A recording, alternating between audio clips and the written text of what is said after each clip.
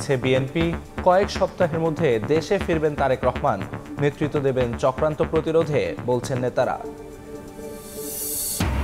নির্বাচন নিয়ে নানা শর্ত দলগুলোর, গণপরিষদের দাবিতে অটল এনসিপি, ভোটের আগে আলোচনায় সমাধান চায় জামাত, নতুন সংবিধানের যৌক্তিকতা দেখছে না বিএনপি। শেষ পর্যায়ে এসে ডাকসুর প্রচার তুঙ্গে, অপপ্রচার ঠেকাতে কয়েকটি ফেসবুক পেজের অ্যাডমিনকে সতর্ক করল টাস্কফোর্স। জাকসুতে ছাত্রদলের ৮ দফা ইশতেহার। ভোলায় নিজ বাড়িতে মাদ্রাসা শিক্ষককে কুপিয়ে হত্যা, দোষীদের দ্রুত গ্রেফতারের দাবিতে বিক্ষোভ মিছিল, চলছে পুলিশের অভিযান।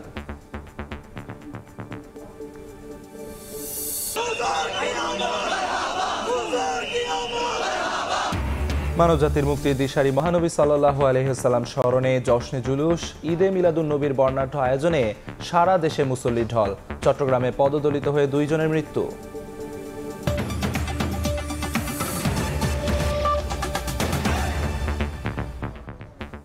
প্রবাসের সময়ের সঙ্গে আছি আমি আমিরুল ইসলাম আলিফ।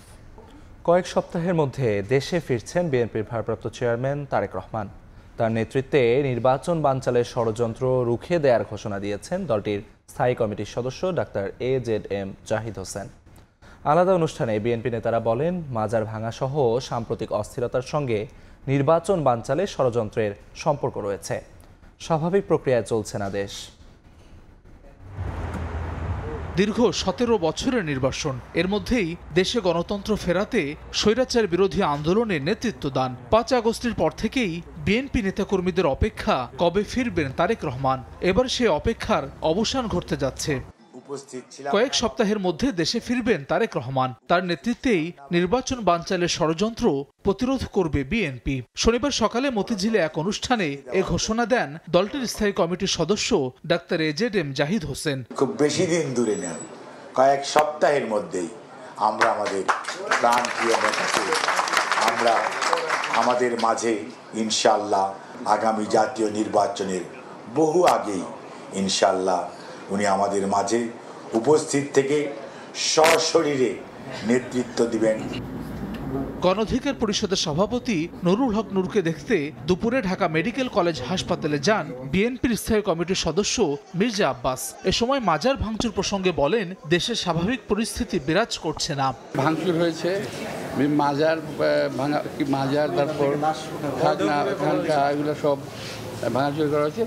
এগুলো আসলে বিচ্ছিন্ন কিছু না। নির্বাচনটা সামনে রেখে এই ধরনের আরও অনেক কিছু সামনে আপনারা দেখতে পাবেন, যাতে নির্বাচনটা না হয়। একটা শ্রেণীর লোক চাচ্ছে যাতে নির্বাচন না হয়। পবিত্র ঈদে মিলাদুন্নবী উপলক্ষে সকালে নয়াপল্টনে কেন্দ্রীয় কার্যালয়ে মিলাদ মাহফিল করে বিএনপি। এ সময় দলটির সিনিয়র যুগ্ম মহাসচিব রুহুল কবির রিজভী বলেন, তৌহিদি জনতার নামে দেশে যে নৈরাজ্য শুরু হয়েছে, এর পেছনে আন্তর্জাতিক ষড়যন্ত্র রয়েছে। যে উৎপাত শুরু হয়েছে, এই ধরনের নৈরাজ্য তৈরি হয়েছে, তৌহিদি জনতার নামে কারা এই কাজগুলো করছেন, আপনি দেখবেন এদের পিছনে আন্তর্জাতিক ষড়যন্ত্র আছে। মাজার ভাঙা, সেখানে লাশ পুড়িয়ে দেওয়ার মতো ঘটনা যেটা গোয়ালন্দে ঘটেছে, এটার আমি বাংলাদেশ জাতীয়তাবাদী দলের পক্ষ থেকে তীব্র নিন্দা জানাচ্ছি।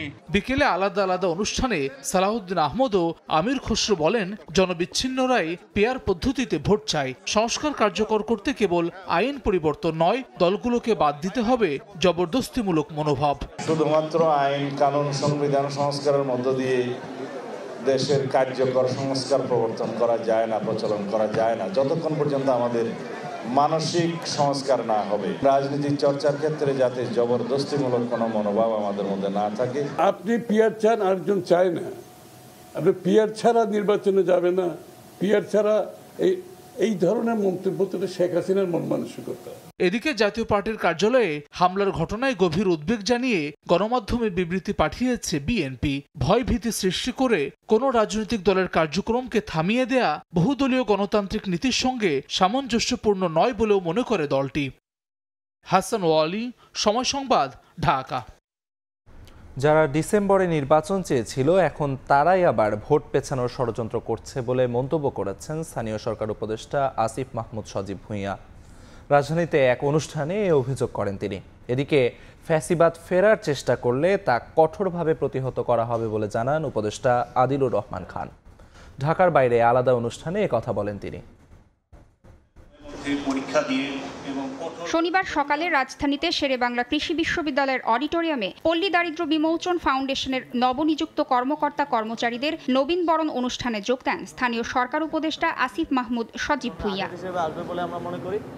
অনুষ্ঠান শেষে গণমাধ্যম কর্মীদের সঙ্গে সাম্প্রতিক নানা ইস্যুতে প্রতিক্রিয়া জানান তিনি। রাজবাড়ীতে লাশ পোড়ানোর ঘটনা নিন্দনীয় উল্লেখ করে বলেন, মব এবং রাজনৈতিক কর্মসূচির মধ্যে পার্থক্য বুঝতে হবে। যারা ডিসেম্বরে নির্বাচন চেয়েছিল এখন তারাই আবার ভোট পেছানোর ষড়যন্ত্র করছে বলেও মন্তব্য করেন স্থানীয় সরকার উপদেষ্টা। কালকে যেই লাশ পোড়ানোর মতো ঘটনা ঘটেছে এটা অত্যন্ত নিন্দনীয়। কোন কোন অফিসারের আসলে দায় আছে এবং কাদের নিবৃত্ত থাকার কারণে কিংবা দায়িত্ব পালনে অবহেলার কারণে এই ধরনের পরিস্থিতি তৈরি হয়েছে সেটা আমরা দেখব। যারা ডিসেম্বরে ইলেকশন চেয়েছিল বা বিভিন্ন সময় ইলেকশনের দাবি করেছে তাদের অনেকেই আবার এখন ইলেকশন চাচ্ছে না কিংবা ইলেকশন নির্বাচন পিছানোর না ষড়যন্ত্রে জড়িত হচ্ছে। আওয়ামী লীগকে ফিরিয়ে একটা ইনক্লুসিভ ইলেকশন করার পরিকল্পনা তাদের মাথায় ছিল। আদালতে বিচারকের সামনে সাংবাদিকের ওপর হামলার ঘটনা প্রসঙ্গে উপদেষ্টা আসিফ মাহমুদ সংশ্লিষ্ট কর্তৃপক্ষের দৃষ্টি আকর্ষণ করে বলেন, এ ধরনের ঘটনা ন্যাক্কারজনক। আদালত যেখানে ন্যায় এবং ইনসাফের একটা জায়গায় সংশ্লিষ্ট যারা কর্তৃপক্ষ আছে তাদের কঠোর হওয়া প্রয়োজন এবং একই সাথে আইনজীবীদেরও আরও পেশাদারিত্ব এবং প্রফেশনালিজমটা ধরে রাখা প্রয়োজন। এদিন সকালে নাটোরের ভবানীগঞ্জে জুলাই স্মৃতিস্তম্ভ উদ্বোধন করেন শিল্প, গৃহায়ন ও গণপূর্ত উপদেষ্টা আদিলুর রহমান খান। ফ্যাসিবাদের ষড়যন্ত্র এখনও চলমান বলে সতর্ক করেন তিনি। পরাজিত ফ্যাসিবাদ পরাজিত হয়েছে বলে কেউ যেন মনে না করে যে তারা আর ষড়যন্ত্র করবে না। ষড়যন্ত্র কিন্তু চলমান। ফ্যাসিবাদ ফিরে আসার চেষ্টা করলে প্রতিহত করার হুঁশিয়ারি দেন উপদেষ্টা। তাসনিয়া নিশাত, মিম, সময় সংবাদ। জাতীয় নির্বাচন নিয়ে রাজনৈতিক দলগুলো ইতিবাচক হলেও নানা শর্তের বেড়াজালে দেখা দিয়েছে সংশয়। এনসিপির দাবি, জাতীয় নির্বাচনের আগে নতুন সংবিধান প্রণয়নে লাগবে গণপরিষদ ভোট। জামায়াত বলছে নির্বাচনের আগে সমাধান হোক গণপরিষদ ইস্যু, যদিও দল দুটির কোনো দাবিরই যৌক্তিকতা দেখছে না বিএনপি, বরং নানা ইস্যু তৈরি করে নির্বাচন পেছানো ও বিশৃঙ্খলা সৃষ্টির ষড়যন্ত্র হিসেবে দেখছেন দলটির স্থায়ী কমিটির সদস্য ইকবাল হাসান মাহমুদ টুকু। হাসান ওয়ালির প্রতিবেদন। অভ্যুত্থান পরবর্তী নতুন বাংলাদেশে আর যেন কোনো শাসক স্বৈরাচার হয়ে উঠতে না পারে, এজন্য দাবি ওঠে নতুন সংবিধানের। কিন্তু অন্তর্বর্তীকালীন সরকার সেই পথে হাঁটেনি। তারা সংবিধান প্রণয়নের পরিবর্তে সংস্কারের পথ বেছে নেয়। রাজনৈতিক দলগুলোর সঙ্গে আলাপ আলোচনার মধ্য দিয়ে চূড়ান্ত সংস্কার প্রস্তাবনাও তৈরি করেছে জাতীয় ঐকমত্য কমিশন, যা পরিচিত জুলাই সনদ নামে। ঐকমত্য কমিশনের সংবিধান সংস্কার আলোচনায় তৎপর ছিল এনসিপি, যদিও রাজনীতির মাঠে নতুন সংবিধান নিয়েও সোচ্চার দেখা গেছে দলটিকে। ফেব্রুয়ারির প্রথমার্ধে জাতীয় নির্বাচন, প্রধান উপদেষ্টার এমন ঘোষণার পর তাদের তরফ থেকে আবারও জোরে সোরে উঠেছে নতুন সংবিধানের দাবি, যা বাস্তবায়নে লাগবে গণপরিষদ নির্বাচন। এই দাবিতে সারা দেশে জনমত তৈরি করছে দলটি। শুরুতে শুধু গণপরিষদের দাবি থাকলেও এনসিপির এখনকার প্রস্তাবনা রাজনৈতিক বোঝাপড়ার মধ্য দিয়ে একই সঙ্গে জাতীয় সংসদ এবং গণপরিষদ নির্বাচনের, যার ব্যাখ্যা দিলেন দলটির এই নেতা। আমাদের পক্ষ থেকে বারবার বলেছি আমরা গণপরিষদ নির্বাচন, বিএনপির পক্ষ থেকে শুধু জাতীয় নির্বাচনের কথা বলা হয়েছে। কিন্তু এটা যদি রাজনৈতিক দলগুলো একটি বোঝাপড়ায় আসতে পারে, সেক্ষেত্রে একটা নির্বাচনকেই দুটির মর্যাদার অনুষ্ঠিত হতে পারে। ঐকমত্য কমিশনে দীর্ঘদিন যে আলাপ আলোচনা হয়েছে, গণপরিষদের বলা চলে যে একটা কাজ কিন্তু এই ঐকমত্য কমিশনের মাধ্যমে এগিয়ে আসছে। গণপরিষদ নিয়ে আলোচনায় বসতে রাজি জামায়াত। দলটির এই নেতা বলছেন, সরকারের প্রতিশ্রুত সুষ্ঠু নির্বাচনের জন্য ভোটের আগেই দাবি দেওয়ার সমাধান চান তারা। গণপরিষদের ব্যাপারে দাবি করি নাই, তবে এগুলো আলোচনা হইতে পারে। আমাদের কথা হলো সমাধান দরকার। সরকার যেভাবে বলেছে, সরকারের প্রধান হচ্ছে যেভাবে ইতিহাসে সেরা নির্বাচন করব, সেটি আমরা আশা করি। তো সেই জন্য আলোচনা হইতে পারে। গণপরিষদ নির্বাচনে যৌক্তিকতা দেখছে না বিএনপি। এটিকে নির্বাচন পেছানো এবং বিশৃঙ্খলা সৃষ্টির ষড়যন্ত্র হিসেবে দেখছেন দলটির স্থায়ী কমিটির সদস্য ইকবাল হাসান মাহমুদ টুকু। গণপরিষদ তখনই হয় যখন কোনো দেশের নতুন করে শাসনতন্ত্র তৈরি করতে হয়। তা আমার শাসনতন্ত্র আছে, তো এগুলো হচ্ছে কুতর্ক, যাতে নির্বাচনটা না হয় এবং যত দেরিতে হবে তত দেরিতে তত দেশের মধ্যে অরাজকতা বিশৃঙ্খলা সৃষ্টি হবে। 70 সালে নির্বাচনে জয়ী নির্বাচিত প্রতিনিধিদের নিয়ে স্বাধীনতার পর 1972 সালে গঠিত হয় দেশের প্রথম এবং একমাত্র গণপরিষদ। 8 মাসের ব্যবধানে যারা প্রণয়ন করে সংবিধান। হাসান ওয়ালি, সময় সংবাদ, ঢাকা। নির্বাচনে ক্লিন ইমেজের আওয়ামী লীগ নেতাদের লাঙল মার্কায় মনোনয়ন দেয়া নিয়ে জাতীয় পার্টিতেই তৈরি হয়েছে মতভিন্নতা। কো চেয়ারম্যান মোস্তাফিজুর রহমান মোস্তফার ঘোষণাকে তার নিজস্ব বক্তব্য বলে মন্তব্য করেছেন দলটির মহাসচিব শামীম হায়দার পাটোয়ারি। জানান, দলীয়ভাবে এ ধরনের কোনো সিদ্ধান্ত হয়নি। এর মধ্যেই শনিবার দুপুরে রংপুর মহানগর জাতীয় পার্টি কার্যালয়ে দলটির কো চেয়ারম্যান মোস্তাফিজুর রহমান মোস্তফা ঘোষণা দেন, নির্বাচনে ক্লিন ইমেজের আওয়ামী লীগ নেতাদের নাঙ্গল মার্কায় মনোনয়ন দেয়া হবে। এক্ষেত্রে অগ্রাধিকার পাবে গোপালগঞ্জ ও ফরিদপুর অঞ্চল। আওয়ামী লীগের সমর্থক, সে কোনো তার বিরুদ্ধে কোনো মামলা মোকদ্দমা নাই, সে যদি যোগ্য প্রার্থী আমরা মনে করি আমরা দেবো না কেন, দেবো, অবশ্যই দেবো। ফরিদপুর, গোপালগঞ্জ, অন্যান্য জেলাগুলো আছে, সেখানে যদি জাতীয় পার্টিকে যোগদান করে কেউ, তাহলে তাকে আমরা মনোনয়ন দেবো। বিকেলে রাজধানীর কাকরাইলে জাতীয় পার্টির কেন্দ্রীয় কার্যালয়ের সামনে ঈদে মিলাদুন্নবীর আলোচনা সভা ও মিলাদ মাহফিল শেষে সাংবাদিকদের প্রশ্নের জবাবে দলটির মহাসচিব শামীম হায়দার পাটোয়ারি বলেন, কো চেয়ারম্যান মোস্তফার বক্তব্য তার নিজস্ব, দলীয়ভাবে এমন কোনো সিদ্ধান্ত হয়নি। যারা ডিসকোয়ালিফাইড না কিন্তু ভোট করতে আগ্রহী, সেরকম লোককে ভোটের সুযোগ করে দেয়া, সেই অর্থে আমি বলবো আমাদের বীর সেনা মোস্তাফিজুর রহমান মোস্তফা উনি যে বক্তব্য দিয়েছেন এটি গণতান্ত্রিক, তবে পার্টি এখনও এই ধরনের কোনো সিদ্ধান্ত পরিপূর্ণভাবে এখনও নেয়নি। এ সময় জাতীয় পার্টি কার্যালয়ে হামলার অভিযোগে গণ অধিকার পরিষদকে নিষিদ্ধ করার দাবি আবারও জানান জাপা মহাসচিব। গণ অধিকার পরিষদের নিবন্ধন বাতিলের দাবি জানাচ্ছি। আবু সাইদ নিশান, সময় সংবাদ, ঢাকা। আওয়ামী লীগের দোসররা জামিনে বের হয়ে দেশকে অস্থিতিশীল করার চেষ্টা করছে বলে অভিযোগ জাতীয় গণতান্ত্রিক আন্দোলনের। শেখ হাসিনা নির্দেশে নিষিদ্ধ ছাত্রলীগের মাধ্যমে ইন্ডিয়ান চেয়ারম্যান ববি হাজ্জাজকে হত্যার চেষ্টার প্রতিবাদে আয়োজিত মশাল মিছিলে অভিযোগ তোলে দলটি। শনিবার রাতে দলীয় কার্যালয় থেকে মশাল মিছিল নিয়ে মৌচাক মোড় অবরোধ করেন এনডিএমের নেতাকর্মীরা। এ সময় তারা অভিযোগ করেন, শেখ হাসিনা নির্দেশে তাদের দলের নেতা ববি হাজ্জাজকে হত্যা চেষ্টার মাধ্যমে দেশকে অস্থিতিশীল করার ষড়যন্ত্র চলছে। আসন্ন নির্বাচনকে সামনে রেখে আওয়ামী লীগের এসব ষড়যন্ত্র রুখে দেওয়ার আহ্বানও জানান তারা।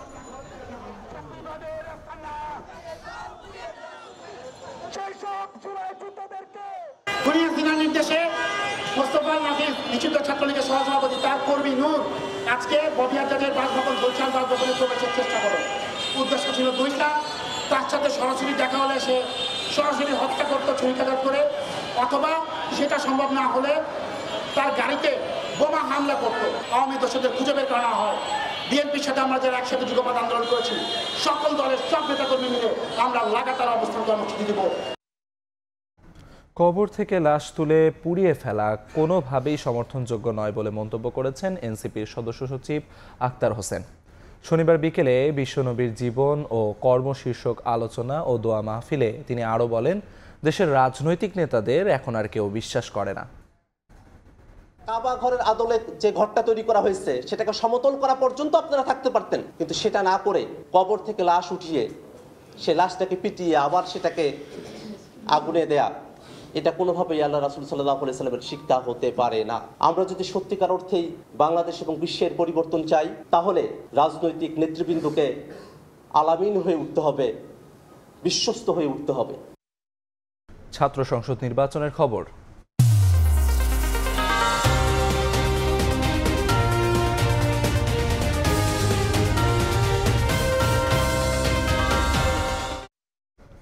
রোববার শেষ হচ্ছে প্রচারণা, তাই শেষ সময়ে এসে ব্যস্ত সময় পার করছেন প্রার্থীরা।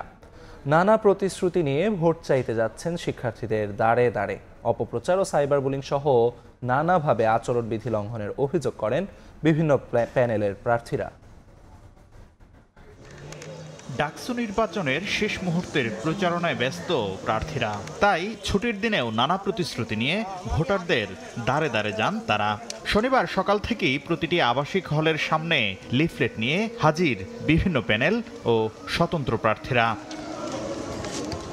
হাজী মোহাম্মদ মহসিন হলে প্রচারণায় আসেন ছাত্রদলের ভিপি প্রার্থী আবিদুল ইসলাম খান।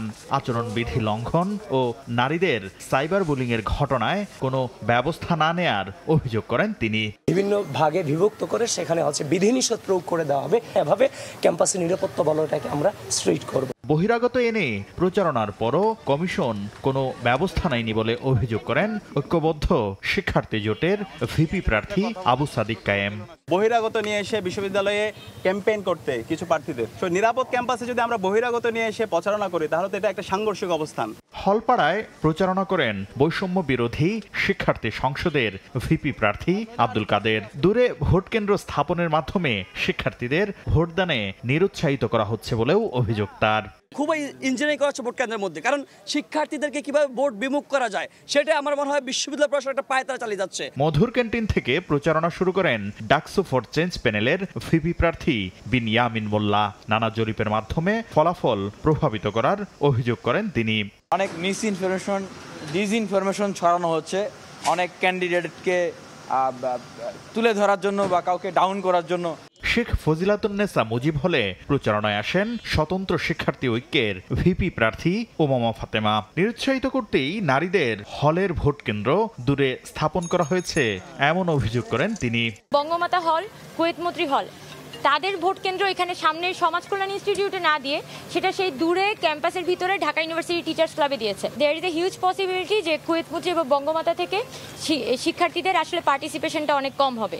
ভোট কেন্দ্র না বাড়লেও বাড়ানো হবে বুথ, এমনটি জানিয়ে চিফ রিটার্নিং অফিসার বলছেন সাইবার বুলিং ও অনলাইন অপপ্রচার রোধে অভিযুক্তদের সতর্ক করা হয়েছে। একজনের প্রার্থিতাও বাতিল হয়েছে।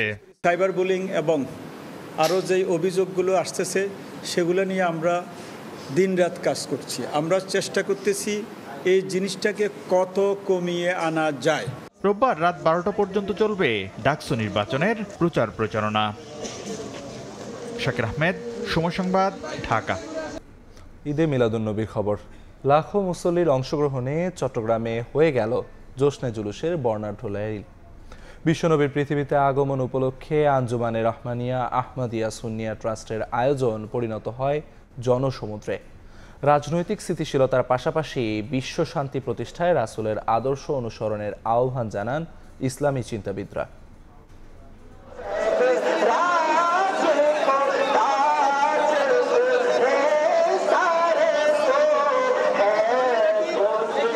মুখে রাসূলের শানে দরুদ আর হাতে কালেমা খচিত পতাকা। মহামানবের প্রতি ভালোবাসায় লাখো প্রেমীর সমাগম। শনিবার চট্টগ্রাম নগর জুড়ে পবিত্র ঈদে মিলাদুন্নবী জশ্ন জুলুসে ঢল নামে ধর্মপান মুসল্লির।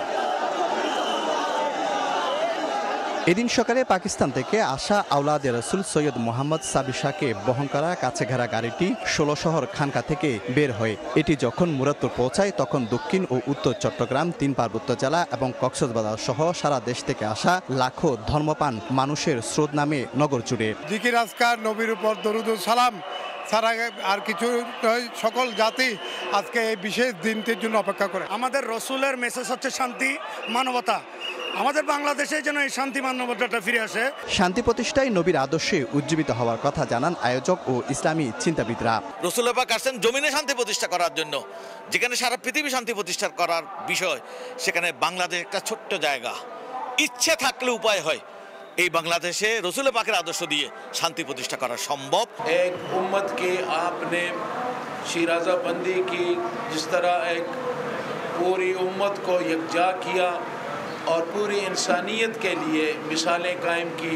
আঞ্জুমানে রহমানিয়া সুন্নিয়া ট্রাস্টের আয়োজনে 1974 সাল থেকে মহানবীর প্রতি ভালোবাসায় প্রতি বছর হয়ে আসছে এই বিশাল আয়োজন। আল্লাহ পাক পবিত্র কোরআনে বলেছেন, যে ব্যক্তি অন্যায়ভাবে কাউকে হত্যা করলো সে যেন পুরো মানব জাতিকে হত্যা করলো, যে একজনকে রক্ষা করলো সে যেন পুরো মানব জাতিকে রক্ষা করলো। কোরআনের এই আয়াতকে অনুসরণ করে চলার তাগিদ দিয়েছেন ইসলামী চিন্তাবিদরা। শফিকুল আলম, সময় সংবাদ, চট্টগ্রাম। রাজধানীতেও ঈদে মিলাদুন্নবীর শোভাযাত্রায় অংশ নেন হাজার হাজার মানুষ। তারা বলেন, সারা পৃথিবীতে শান্তি প্রতিষ্ঠা করতে পারে একমাত্র মহানবীর আদর্শ।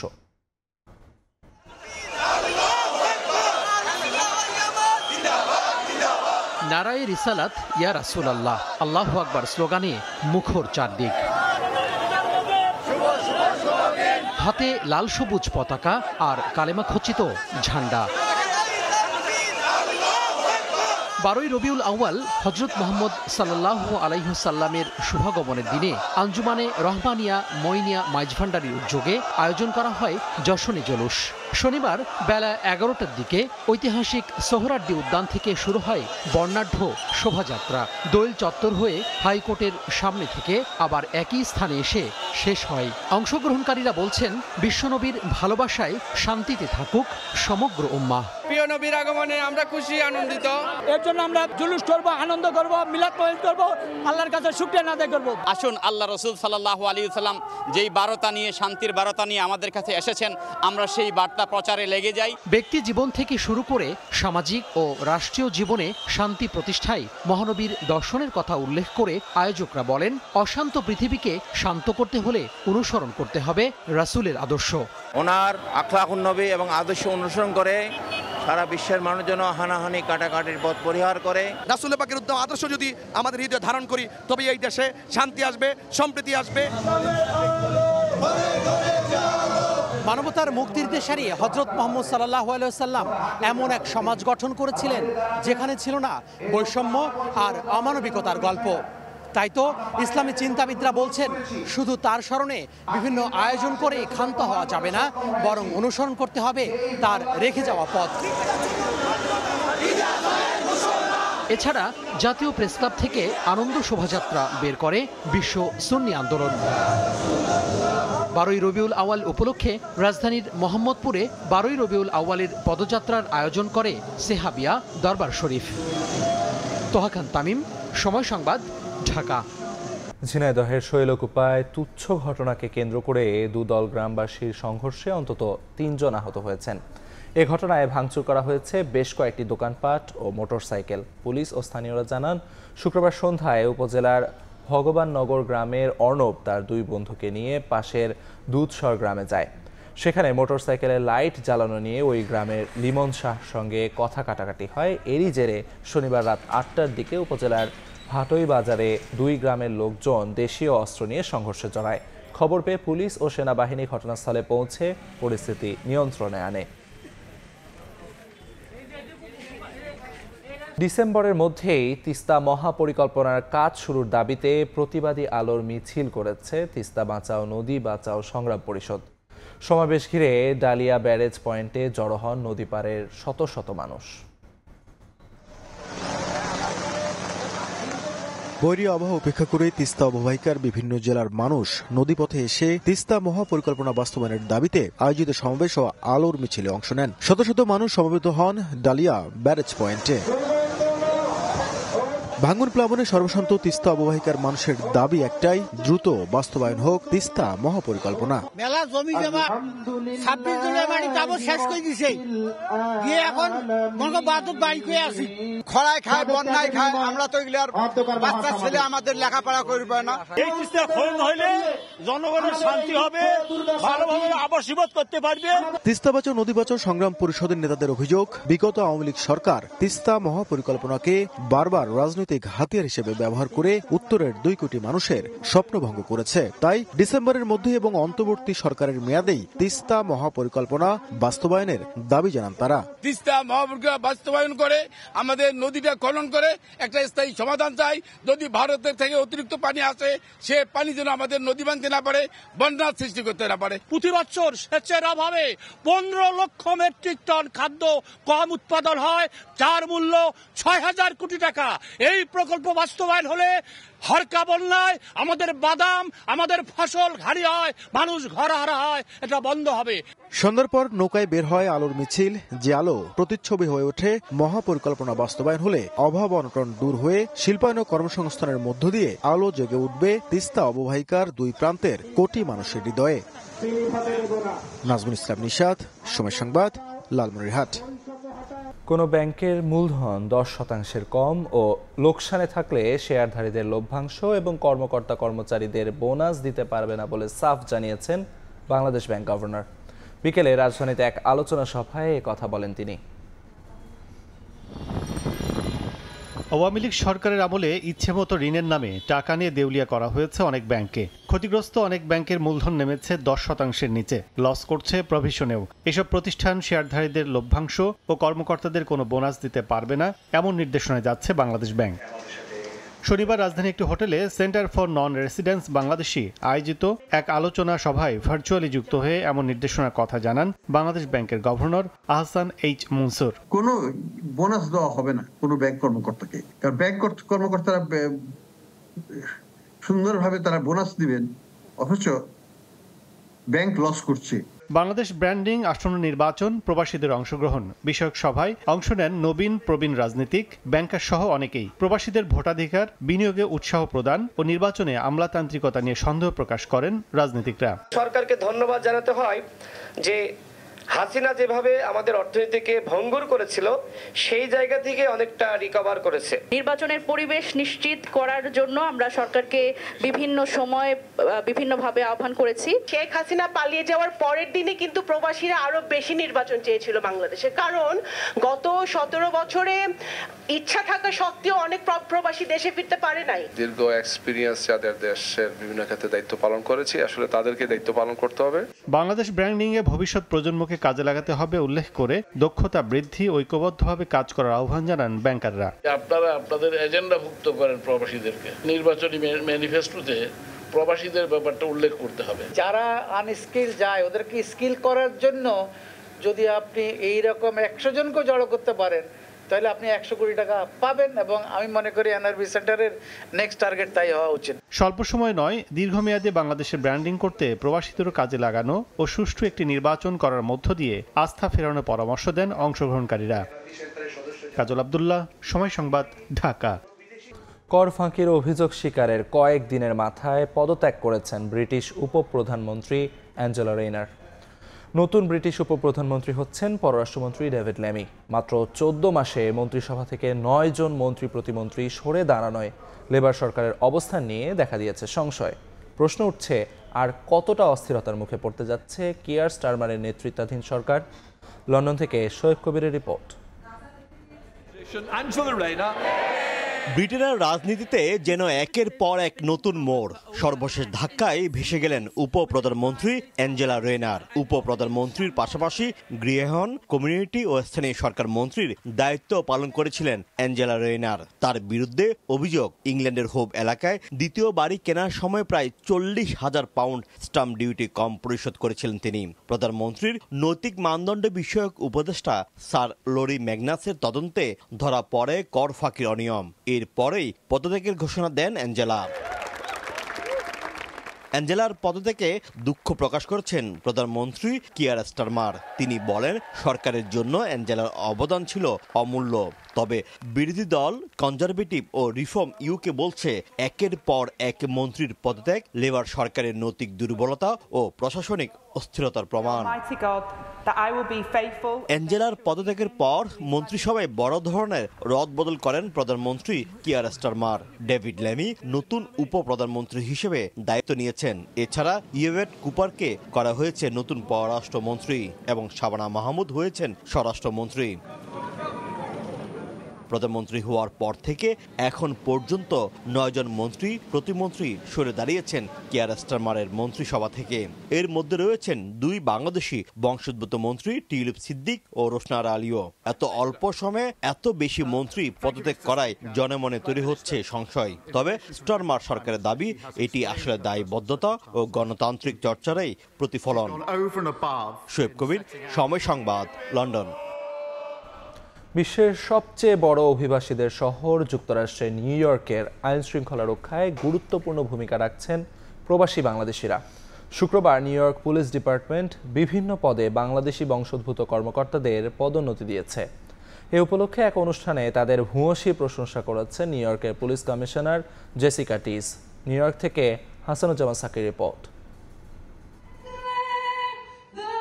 নিউ ইয়র্ক পুলিশ ডিপার্টমেন্ট NYPDর সদর দফতর ওয়ান পুলিশ প্লাজায় আড়ম্বরপূর্ণ অনুষ্ঠান। পদোন্নতির সনদ নিতে শত শত পুলিশের সঙ্গে এসেছেন বাংলাদেশি বংশোদ্ভূত কর্মকর্তারাও। তাদের কেউ ডেপুটি ইন্সপেক্টর পদে, কেউ বা সার্জেন্ট পদে পদোন্নতি পেয়েছেন।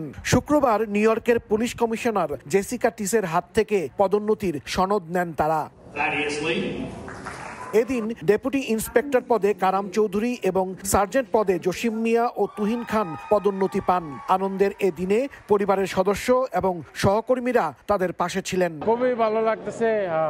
I have great family, great friends, community members are here.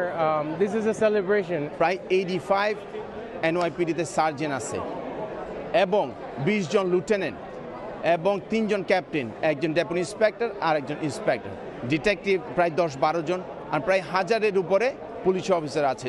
Mohammad Shahjahan মিয়া ও আবুনুর মোহাম্মদ সাইদ সম্পর্কে বাবা ছেলে দুজনেই আছেন NYPD-তে। বাবা ট্রাফিকে আর ছেলে নিউ ইয়র্ক পুলিশ বিভাগে। ছেলে পদোন্নতি পাওয়ায় তারা দুজনেই এখন সার্জেন্ট। অনেক ভালো লাগতেছে, যা ইনশাআল্লাহ সবাই দোয়াতে আমি আর আমার বাবা আরো উপরে উঠতে পারবো, আমাদের বাংলাদেশকে আরো নামটা উজ্জ্বল করতে পারবো। গেল সপ্তাহে নিউ ইয়র্ক সিটি পুলিশের ইতিহাসে প্রথম বাংলাদেশি আমেরিকান হিসেবে ব্রুকলিন নর্থ পেট্রোল ব্যুরোর দায়িত্ব পান ইন্সপেক্টর খন্দকার আব্দুল্লাহ, যিনি এর আগে 2টি সহিংসতা প্রবণ থানার কমান্ডার হিসেবেও দায়িত্ব পালন করেছেন। বাংলাদেশি আমেরিকান পুলিশ অ্যাসোসিয়েশন বাপার তথ্য অনুযায়ী পুলিশ, ট্রাফিক এবং কারেকশন ডিপার্টমেন্ট সব মিলিয়ে নিউ ইয়র্কের আইন শৃঙ্খলা রক্ষাকারী বাহিনীতে প্রায় 2000 বাংলাদেশি কর্মরত আছেন। তারা নিজ নিজ অবস্থানে দক্ষতা এবং সাহসিকতার স্বাক্ষর রেখে চলেছেন, তাই দ্রুত পদোন্নতিও পাচ্ছেন অনেকে। হাসানুজ্জামান সাকি, সময় সংবাদ, ওয়ান পুলিশ প্লাজা, পুলিশ সদর দপ্তর, নিউ ইয়র্ক। জার্মানিতে স্থানীয় নির্বাচনের আগে গত কয়েক মাসে 16 প্রার্থীর মৃত্যুতে সৃষ্টি হয়েছে চাঞ্চল্য। এদের মধ্যে রয়েছেন দেশটির প্রধান বিরোধী ও ডানপন্থী দল AfD'র 7 সদস্য। নির্বাচনের আগেই নিজেদের এত প্রার্থীর মৃত্যুর ঘটনাকে অবিশ্বাস্য বলছেন দলটির প্রধান। জার্মানি থেকে বিস্তারিত জানাচ্ছেন বিটু বড়ুয়া। চলতি মাসের 14 তারিখ জার্মানির পশ্চিমের অঙ্গরাজ্য নর্থ রাইন ওয়েস্টফালেনে অনুষ্ঠিত হবে স্থানীয় সরকার নির্বাচন। তবে নির্বাচনী প্রস্তুতির আগে আকস্মিকভাবে মৃত্যু হচ্ছে একের পর এক প্রার্থীর। নির্বাচন কমিশন জানায়, অঙ্গরাজ্যটির বেশ কয়েকটি অঞ্চলে গত কয়েক মাসে কয়েকজন প্রার্থীর মৃত্যু আসন্ন নির্বাচনকে শঙ্কায় ফেলেছে। এ সময়ের মধ্যে ক্ষমতাসীন জোটের শরিক দলগুলোর একজন করে প্রার্থীর মৃত্যু হয়েছে। তবে প্রধান বিরোধী ও চরম রক্ষণশীল রাজনৈতিক দল অল্টারনেটিভ ফর ডয়েচল্যান্ড বা AfD'র 7 প্রার্থীর মৃত্যুকে অকল্পনীয় বলছেন দলটির প্রধান নেতা আলিস ভাইডেল। যদিও এই ঘটনাকে স্বাভাবিক বলছে জার্মান সংবাদ সংস্থা ডয়েচে প্রেসে আগেন্টুয়ার ও স্থানীয় নির্বাচন কমিশন। প্রার্থীদের এমন মৃত্যু বিশেষ কোনো দল বা নির্বাচন কেন্দ্রিক নয়, বরং যে কোনো সময় যে কোনো পার্টি ও নির্বাচনের সময় হতে পারে বলে জানান তারা। নির্বাচন কমিশনে যেহেতু প্রার্থীদের বিস্তারিত তথ্য নেই, তাই কয়েকজনের মৃত্যুর বিষয়ে নিশ্চিত করে কিছু বলা অসম্ভব বলেও জানান কমিশনের এক মুখপাত্র। এদিকে পুলিশ জানায়, নির্বাচনের আগে এত প্রার্থীর মৃত্যু কোনো অস্বাভাবিক ঘটনা নয়। বার্ধক্যজনিত নানা রোগে আক্রান্ত হয়ে তাদের মৃত্যু হয়েছে বলে ধারণা পুলিশের। জার্মানিতে স্থানীয় নির্বাচনের আগে বিভিন্ন দলের কমপক্ষে 16 জন প্রার্থীর মৃত্যু নিঃসন্দেহে অবিশ্বাস্য এক ঘটনা। তবে স্থানীয় গণমাধ্যমগুলো বলছে, AfD অর্থাৎ অল্টারনেটিভ ফর ডয়েচল্যান্ডের মৃত 7 প্রার্থীর মধ্যে একজন আত্মহত্যা করেছেন, বাকি সবাই অসুস্থতাজনিত কারণে মৃত্যুবরণ করেছেন। তবুও এসব মৃত্যুর পেছনে রাজনৈতিক দ্বন্দ্বকে উড়িয়ে দিচ্ছেন না দলের জ্যেষ্ঠ নেতারা। জার্মানি থেকে বিটু বড়ুয়া, সময় সংবাদ। মালদ্বীপে বিএনপির 47তম প্রতিষ্ঠাবার্ষিকী উদযাপন হয়েছে। দলটির মালদ্বীপ শাখার নেতাকর্মীদের আয়োজিত আলোচনা সভা ও কেক কাটা অনুষ্ঠানে ভার্চুয়ালি যুক্ত ছিলেন জাতীয় নির্বাহী কমিটির আন্তর্জাতিক বিষয়ক সম্পাদক আনোয়ার হোসেন খোকন। মালদ্বীপ বিএনপি শাখার উদ্যোগে রাজধানী মালে সি বিল্ডিং হল রুমে সম্পন্ন হয় জমকালো আলোচনা সভা। অনুষ্ঠানে নেতাকর্মীরা পবিত্র কুরআন তিলাওয়াতের মধ্য দিয়ে শুরু করে শহীদদের প্রতি শ্রদ্ধা জানান, 1 মিনিট নীরবতা পালন করেন এবং জাতীয় ও দলীয় সঙ্গীত পরিবেশন করেন। অনুষ্ঠানে উপস্থিত আনোয়ার হোসেন খোকন বলেন, বিএনপি শুধু রাজনৈতিক দল নয়, এটি স্বাধীনতা, গণতন্ত্র ও জাতীয়তাবাদের প্রতীক। নেতাকর্মীরা শহীদ রাষ্ট্রপতি জিয়াউর রহমানের স্বপ্ন বাস্তবায়নে ঐক্যবদ্ধ থেকে গণতান্ত্রিক ও সমৃদ্ধ বাংলাদেশ গড়ে তোলার প্রতিশ্রুতি ব্যক্ত করেন।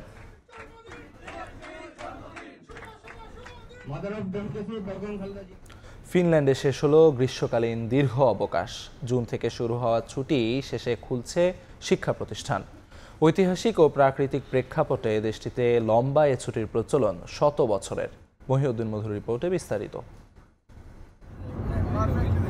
নীলিমার বুকে শুভ্র মেঘ, এ দৃশ্য মোহিত করবে যে কাউকেই। ফিনল্যান্ডে এমন চিত্রের দেখা মিলে ক্ষণিকের জন্য। তুষারে ঢাকা দেশটিতে নান্দনিক রূপ ধরা দেয় গ্রীষ্মকালে। এ সময় সূর্য প্রায় অস্তই যায় না, আকাশ থাকে উজ্জ্বল। আর সেই সময় উপভোগের জন্য পুরো গ্রীষ্ম জুড়ে বন্ধ থাকে ফিনল্যান্ডের শিক্ষা প্রতিষ্ঠানগুলো। মাস তিনেক পর সবুজ পাতার রং বদলে ঝরে পড়তে শুরু করেছে, দ্বার খুলেছে শিক্ষা প্রতিষ্ঠানগুলোর। দীর্ঘ সময় পর আমরা আবার আমাদের ইউনিভার্সিটিগুলো ওপেন হয়, এখন আমরা আবার ব্যাক করছি, আমাদের পড়াশোনা আবার চালু হয়েছে। খুবই এনজয় করছি এখানে, বিশেষ করে বাঙালি কমিউনিটি অনেকগুলো ক্রিকেট ইভেন্ট, ফুটবল ইভেন্ট সবগুলোতেই পার্টিসিপেট করলাম। দেন যে ফিনল্যান্ডের যে সবাই আছে যে সামারটারে খুবই এনজয় করে। ক্লাস শুরু হয়েছে, আমিও আবার এই সব আনন্দকে শেষ করে আমি আমার পড়ালেখা শুরু করতেছি। এক সময়ের ফিনল্যান্ড ছিল কৃষিভিত্তিক সমাজ। শীত শেষে জুন মাসে বরফ গলতে শুরু করলে কৃষিকাজে নেমে যেত সবাই। দরকার হতো কিশোর তারুণ্যের শ্রমশক্তি। এই সময়ে এসে আর কৃষিকাজে শিক্ষার্থীদের অংশ নিতে হয় না, কিন্তু ছুটির সেই ঐতিহ্য রয়ে গেছে ভ্রমণ, বিশ্রাম আর পরিবারের সঙ্গে সময় কাটানোর সংস্কৃতিতে। গবেষণা বলছে শীত প্রধান দেশে দীর্ঘ এই ছুটি শিক্ষার্থীদের মানসিক স্বাস্থ্যের জন্য গুরুত্বপূর্ণ। মহিউদ্দিন মধু, সময় সংবাদ, ফিনল্যান্ড। জেদ্দায় বাংলাদেশ ইন্টারন্যাশনাল স্কুল ইংরেজি শাখায় উৎসব মুখর পরিবেশে সম্পন্ন হলো স্কুল ম্যানেজমেন্ট কাউন্সিলের 2025 সালের নির্বাচন। শান্তিপূর্ণ প্রক্রিয়ায় অনুষ্ঠিত এ ভোটে বিপুল উৎসাহে অংশ নেন প্রবাসী অভিভাবকরা। শুক্রবার দুপুর থেকে সন্ধ্যা পর্যন্ত অনুষ্ঠিত ভোটে 215 জন ভোটার তাদের ভোটাধিকার প্রয়োগ করেন। ঘোষিত ফলে চেয়ারম্যান নির্বাচিত হয়েছেন আব্দুল্লাহ নাসির উদ্দিন, ভাইস চেয়ারম্যান কাজী মোহাম্মদ আসাদুজ্জামান এবং সদস্য হিসেবে নির্বাচিত হন ডাক্তার মিজানুর রহমান, সুমনুর রশিদ ও আব্দুল আরিফ খান। পুরো প্রক্রিয়ার নিরাপত্তা নিশ্চিত করে স্থানীয় প্রশাসন। পাশাপাশি উপস্থিত ছিলেন বাংলাদেশ কনসুলেট কর্মকর্তা ও সৌদি শিক্ষা মন্ত্রণালয়ের প্রতিনিধিরা। প্রবাসী সাংবাদিকরাও ছিলেন পর্যবেক্ষক হিসেবে।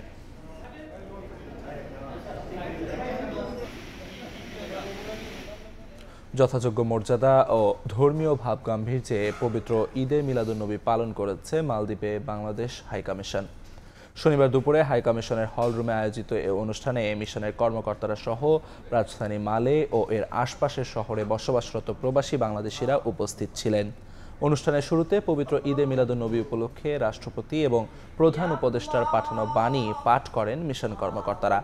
আলোচনা শেষে দেশ, জাতি ও সমগ্র মানবজাতির শান্তি, সমৃদ্ধি ও অগ্রগতি কামনা সহ ইসরায়েলের বর্বরোচিত হামলায় হতাহত ফিলিস্তিনিদের জন্য বিশেষ দোয়া করা হয়। দেখছেন প্রবাসের সময়। বিসিবি নির্বাচন করতে চাইলে সভাপতি পদ থেকে আমিনুল ইসলাম বুলবুলকে পদত্যাগ করতে বললেন তামিম ইকবাল। নির্বাচনকে সরকারের প্রভাবমুক্ত রাখারও আহ্বান জানান জাতীয় দলের সাবেক এই অধিনায়ক। আসন্ন বিসিবি নির্বাচনে ক্লাব ক্যাটাগরি থেকে অংশ নেবেন তামিম। এখনই সভাপতি হওয়া নিয়ে কিছু ভাবছেন না তিনি। আপাতত লক্ষ্য পরিচালক হিসেবে নির্বাচিত হয়ে বিসিবিতে যুক্ত হয়ে ক্রিকেট উন্নয়নে কাজ করা। তামিমের সাক্ষাৎকার নিয়েছেন সাজিদ মোস্তাহিদ। বাংলাদেশ দলের অন্যতম সফল অধিনায়ক, সাবেক অধিনায়ক তামিম ইকবাল, যিনি এর মধ্যে বলেছেন বিসিবি নির্বাচনে পরিচালক পদে প্রতিদ্বন্দ্বিতা করবেন। তার সঙ্গে কথা বলবো। তার জন্য তার এই চ্যাপ্টারটা কিন্তু তার ক্যারিয়ারে একদমই নতুন। ইন্টারফিয়ারেন্স যদি না হয় আপনি বিসিবি ইলেকশন করবেন। আপনি আগে থেকে বিসিবি ইলেকশনের কথা হচ্ছে, আপনাকে এখন পর্যন্ত ইন্টারফিয়ারেন্সের সুযোগ দেখছেন বা কোনো শঙ্কা দেখছেন? বুলবুল ভাই যে বিষয়টা বললেন, আমার কাছে মনে হয় যে ঘুরায় ফিরায় কথাটা না বলে স্ট্রেট বলে দিলে খুব ভালো যে আমি ইলেকশন করবো।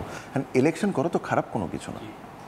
ইলেকশন করা তো প্রত্যেকটা মানুষের অধিকার আছে, যদি সে ওই বক্সগুলো টিক করে, যদি তার কাছে কাউন্সিলরশিপ থাকে, যদি তার ডিস্ট্রিক্ট ডিভিশনে কন্ট্রিবিউশন থাকে, যদি ক্যাটাগরি সি যেটা ক্রিকেটার্স কোটা ওটাতে যদি কোয়ালিফাই করে, তো ইলেকশন করব। অমুকে বললে আমি ইলেকশন করব, অমুকে বললে আমি ইলেকশন করব। আমার কাছে মনে হয় যে এই স্টান্স থেকে বের হয়ে এসে স্ট্রেট বলা উচিত আমি ইলেকশন করব।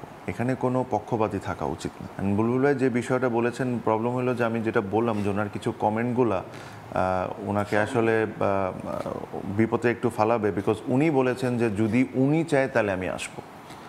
এই কোয়েশ্চেনগুলো রেজ হয়।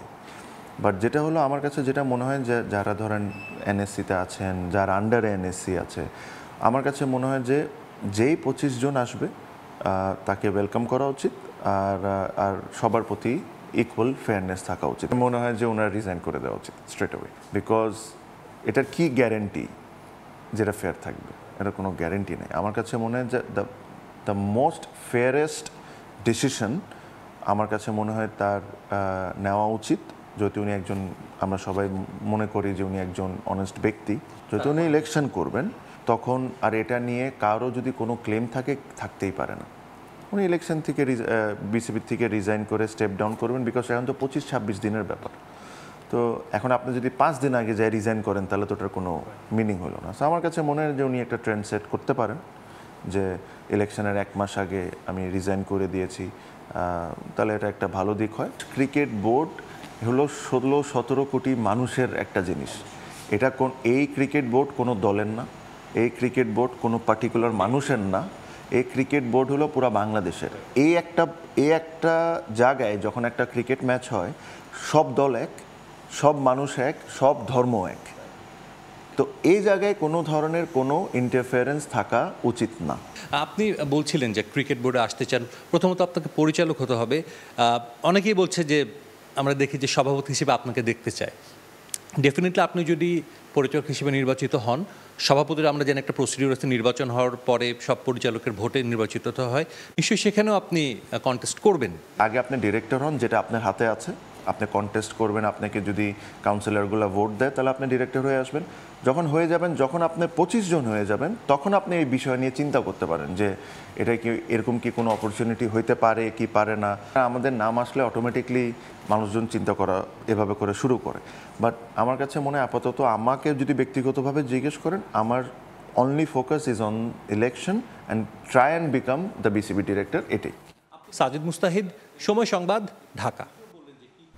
বাংলাদেশ ক্রিকেট বোর্ডের পরিচালনা পর্ষদে নির্বাচন সামনে রেখে 3 সদস্যের ইলেকশন কমিশন গঠন করেছে বিসিবি।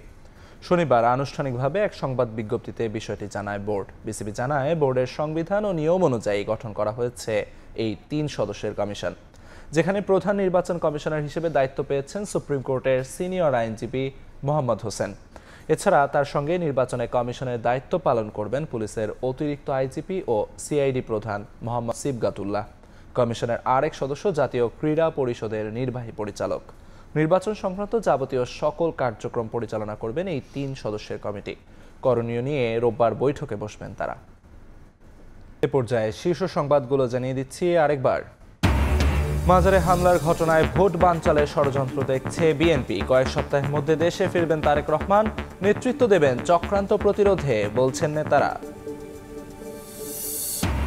নির্বাচন নিয়ে নানা শর্ত দলগুলোর, গণপরিষদের দাবিতে অটল এনসিপি, ভোটের আগে আলোচনায় সমাধান চায় জামায়াত, নতুন সংবিধানের যৌক্তিকতা দেখছে না বিএনপি। এবং ভোলায় নিজ বাড়িতে মাদ্রাসা শিক্ষককে কুপিয়ে হত্যা, দোষীদের দ্রুত গ্রেফতারের দাবিতে বিক্ষোভ মিছিল, চলছে পুলিশের অভিযান।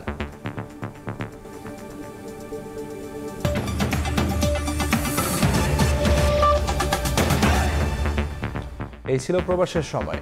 সঙ্গে থাকুন সময়ে।